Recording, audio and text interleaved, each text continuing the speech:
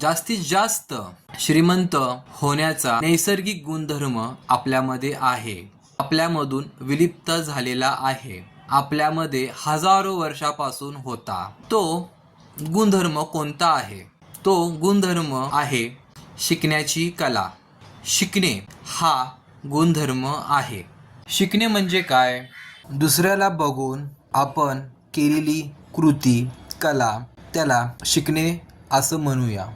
उदाहरण, एखाद्याला डान्स करताना पाहिलं तर ते पाहून आपल्याला पण करता येईल, हा गुणधर्म आपल्यामध्ये आहे। कुणाला पोहताना पाहिलं ते बघून करायची कॅपॅसिटी आपल्यामध्ये आहे। एक नवीन भाषा आपण शिकू शकतो, ही शिकण्याची कला आपल्यामध्ये आहे। प्राण्यांमध्ये ही कला नाही आहे।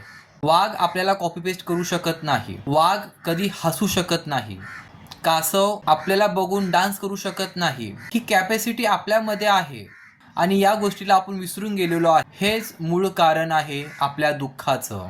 परत सुखी व्हायचं आहे, या 3 गोष्टी तुम्ही करा। निरीक्षण करा, समजून घ्या, सराव करा। उदाहरण, तुम्हाला आता डान्स शिकायचा आहे तर डान्स करणाऱ्याला तुम्हाला बघायचं आहे, त्याच्या स्टेप्स तुम्हाला पाहायच्या आहेत, बघायच्या आहेत।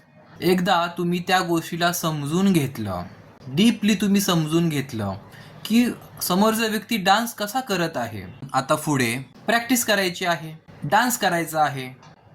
सावधगिरी ठेवा, नाहीतर तुम्ही रस्त्यावरती सराव करचाला डान्सचा आणि गाडी येऊन तुम्हाला टोकर मारून जाईल, तसं नको व्हायला।